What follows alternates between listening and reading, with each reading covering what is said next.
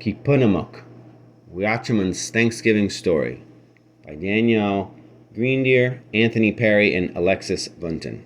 Illustrated by Gary Meaches, Sr.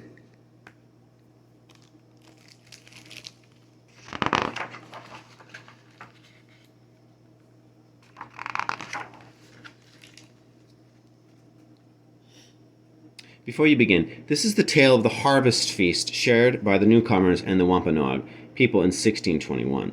The newcomers arrived in what is now Plymouth, Massachusetts, and colonized the ancestral homeland of the Wampanoag tribes. At the time of the first Thanksgiving, many tribes lived in the same area. They are often known as Indians or Native Americans.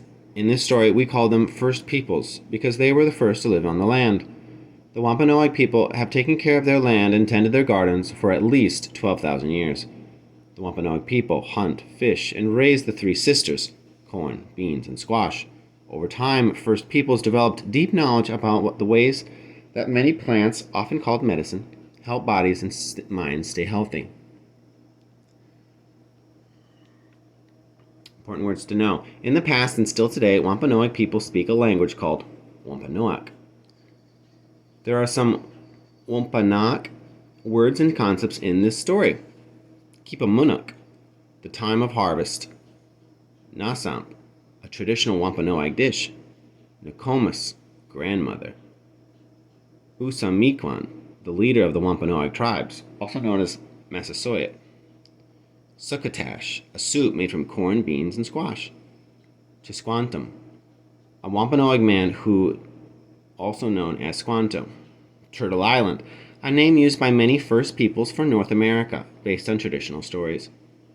Wampanoag, a First Peoples tribe, means people of the first light. Weeachumun, corn. Wetu, a traditional Wampanoag home.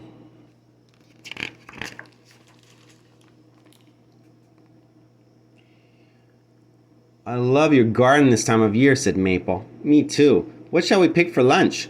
Nokomis asked. How about crab apples? Maple suggested. No, chokecherries, Quill shouted. Those are both good medicine, Nokomis said. How about some Weeachumun as well?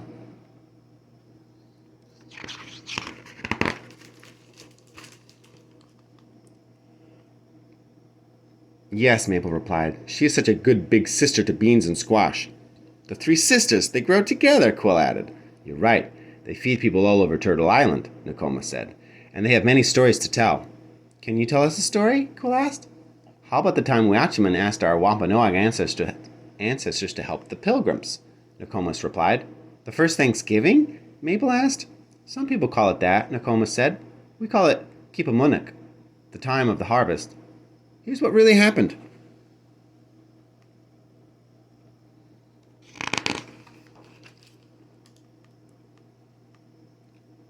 One frosty fall morning, a long time ago, a large boat with white sails approached the shore. Seagulls circled above the boat, squawking, New people are coming! New people are coming! Hearing the news, Weeachumun stretched her weary ears toward the sky. Who are these new people? She asked.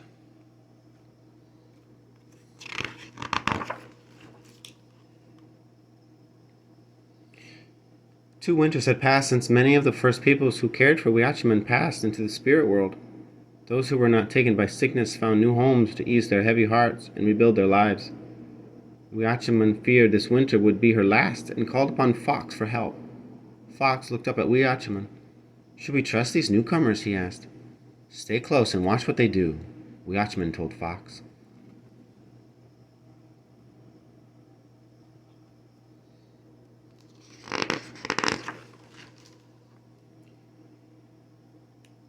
Fall turned to winter. Weeachumun and the other plants fell asleep.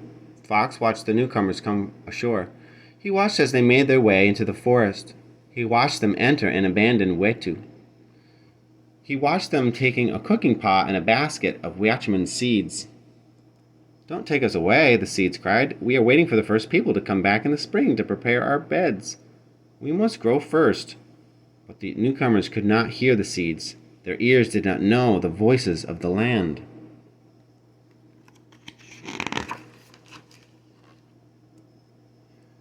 Fox watched the newcomers build homes on top of an empty village. He watched as they searched for food, but they could never find enough to eat. Many of the newcomers lost mothers, fathers, brothers, and sisters during the long, cold winter. The first peoples watched as well. News traveled fast among nearby tribes that newcomers had arrived. Nobody was sure what to make of them. For many years, others had traveled across the sea to hunt, fish, and trade. Some were friendly and some were not. These new people seemed different. They were here to stay.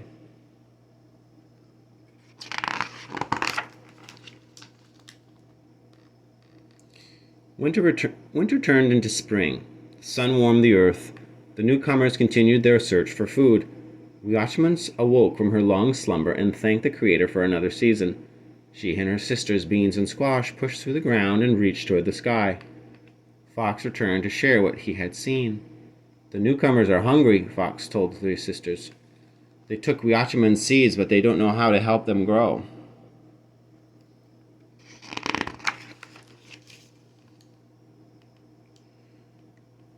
Other animals came to hear what Fox had to say.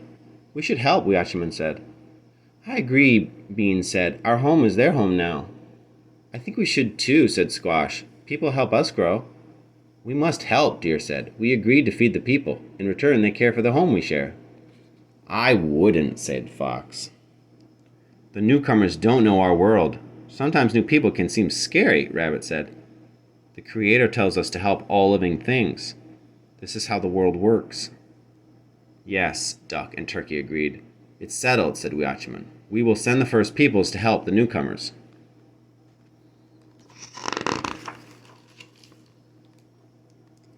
Over the next few nights, Weeachumun sent dreams to the first peoples with a message. Bring me and my sisters to the newcomers. They are hungry and need help. The first peoples listened.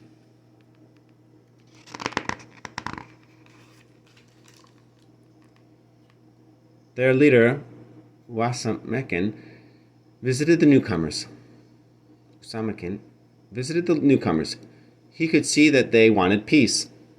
Usamikin introduced the newcomers to Tisquantum. Spring turned into summer. Tisquantum showed the newcomers how to raise Weeachumun and her sisters, Beans and Squash. He taught the newcomers how to feed fish and seaweed to Weeachumun to help her grow.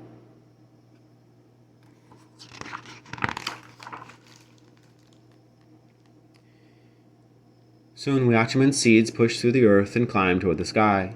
Beans wrapped around Weeachumun's strong stalks. Squash stretched her vines across the ground, keeping Weeachumun's bed cool and moist. Summer turned to fall. Weeachumun brimmed with food. So did Beans and Squash. Weeachumun smiled as the newcomers thanked Tisquantum and the first peoples for their help. Keepunumuk, the time of harvest, had come.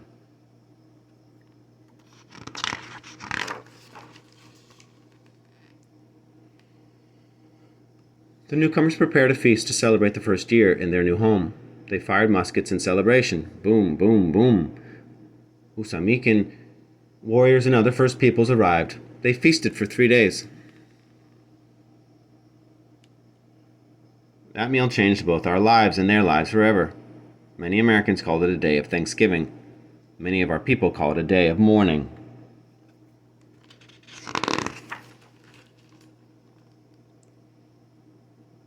That's different from what we learn in school, said Maple. It was Weeachumun and the other beings of the land, sea, and sky who made the newcomers' first harvest possible? That's right, Nokomis said. This is why we pray before we eat. Well, what did the newcomers and our ancestors eat, Nokomis? Cole asked. Many things.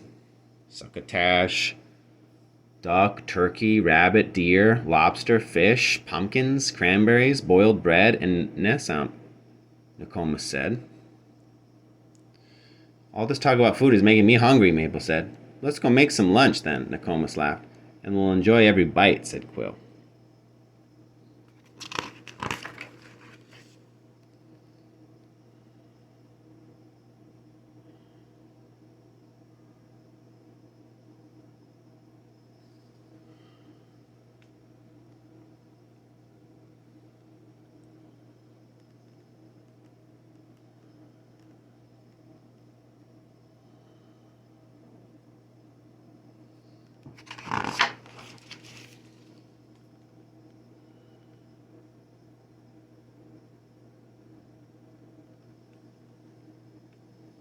maple quill newcomers, and the baby Tulsi.